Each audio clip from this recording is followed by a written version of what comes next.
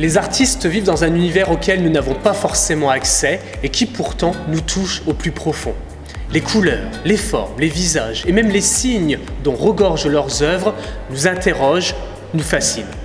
À la cantine du 111, à Châlons-en-Champagne, expose Milly Jancard, alias Diamantika, jusqu'au 1er avril. Le travail anthropique de cette jeune Chalonnaise nous interpelle sur l'être humain, l'amour dans la folie du cubisme et du surréalisme.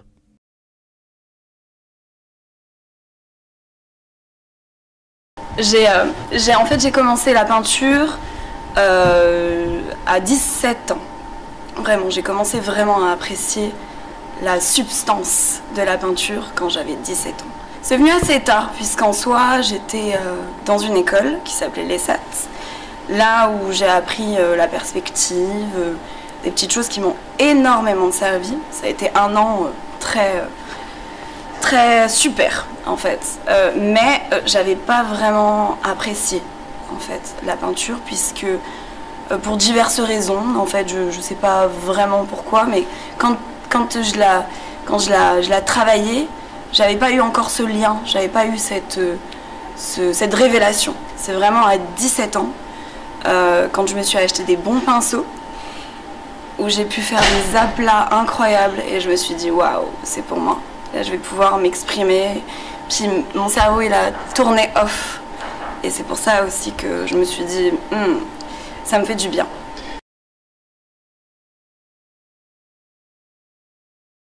En fait, le pourquoi des couleurs, c'est que je pense que mon état d'esprit est très coloré.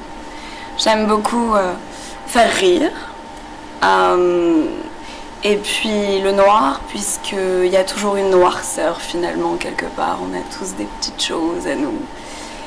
Et le psychédélique, puisque oui, effectivement, ça traduit l'émotion, mes émotions, puisque à chaque fois que je crée une toile, c'est que je veux dire quelque chose.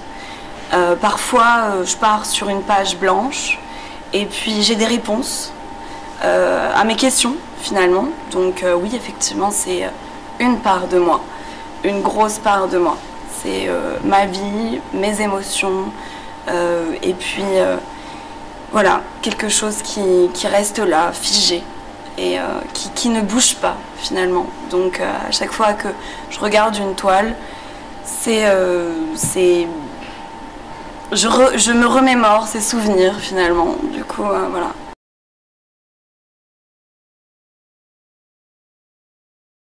Je pense que c'est effectivement, je pense que les yeux pour moi en général sont très importants.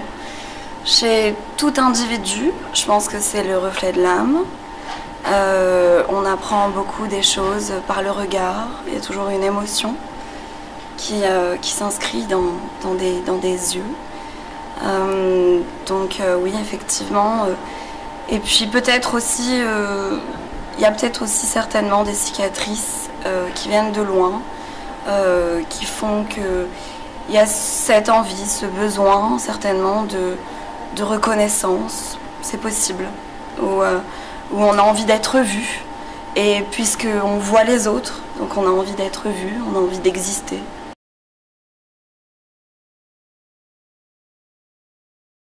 Oh, j'irai pas jusque-là, mais c'est vrai que l'inspiration, elle se fait partout, et puis je me vois pas mal dans les miroirs. Non, mais voilà, je pense que c'est surtout les autres qui sont mes muses. Il y a une part de géométrie secrète, je pense. C'est le fait on expulse en fait. Enfin, je considère que j'expulse en fait des choses que j'ai envie de dire et que je ne peux pas dire. Les émotions. Oh, l'amour, je pense que c'est ce qui me domine beaucoup. Je suis une grande amoureuse, une grande passionnée de la vie, des gens, des questions aussi, puisque il y a beaucoup de questions qui restent sans réponse, et ce sont les réponses, les non-réponses en fait, qui interrogent et qui animent, qui m'animent, voilà, l'humain. l'être humain me fascine